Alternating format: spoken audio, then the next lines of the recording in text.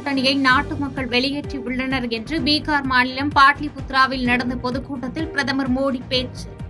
அதனால்தான் இந்தியா கூட்டணி தன்னை தவறாக பேசுவதில் மும்முரமாக உள்ளது என்றும் காட்டம். டெல்லியில் உள்ள வாக்குச்சாவடியில் முதல் வாக்கை செலுத்தியதற்காக முதல் வாக்காளர் சான்றிதழை பெற்றார் மத்திய வெளியுறவுத்துறை அமைச்சர் ஜெய்சங்கர். மக்கள் மீண்டும் பாஜகவிற்கு இந்த தேர்தல் மூலம் அதிகாரத்தை வழங்குவார்கள் என நம்புவதாக கருத்து. தமிழக மக்கள் உணர்வுகளை புரிந்து கொள்ளாமல் தனது RSS சித்தாந்தத்தை படிப்படியாக தமிழ்நாட்டில் நுழைக்கும் வேலையை தமிழக ஆளுநர் RN ரவி பார்க்கிறார். புதுவை முன்னாள் முதலமைச்சர் நாராயணசாமி குற்றச்சாட்டு.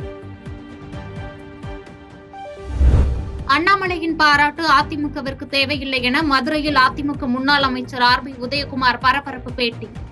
அம்மாவை பற்றி அண்ணாமலை புகழ்வதில் உள்நோக்கம் உள்ளது என்றும் சுட்டிக்காட்டி விமர்சனம். கோவை சின்னவேடம்பட்டி பூங்காவில் சிறுவர்கள் உயிரிழந்த விவகாரம் தொடர்பாக 3 பேர் மீது வழக்கு பதிவு. பூங்கா ஒப்பந்ததாரர் முருகேசன், சீனிவாசன், எலக்ட்ரீஷியன் சிவா ஆகியோர் மீது போலீசார் வழக்கு பதிந்து நடவடிக்கை. தமிழ்நாடு மற்றும் புதுச்சேரியில் மார்ச் முதல் தற்போது வரையில் வழக்கத்தை விட 30% அதிகமாக கோடை மழை பெய்துள்ளது. இந்திய வானிலை ஆய்வு மையம் தகவல். ராஜஸ்தானில் 120 டிகிரி பாரன்ஹீட் அளவுக்கு வெப்பம் கொளுத்துவதால் மக்கள் கடும் அவதி. வாட்டி வதைக்கும் வெயிலுக்கு ஒரே வாரத்தில் 12க்கும் மேற்பட்டோர் உயிரிழந்ததாக தகவல்.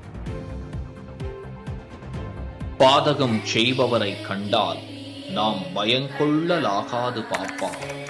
மோதி மிதித்து விடு பாப்பா, அவர் முகத்தில் உமிழ்ந்து விடு பாப்பா. அண்மை செய்திகளை உடனுக்குடன் தெரிந்து கொள்ள இணைந்திருங்கள் இயம்நாடு தொலைக்காட்சியுடன்.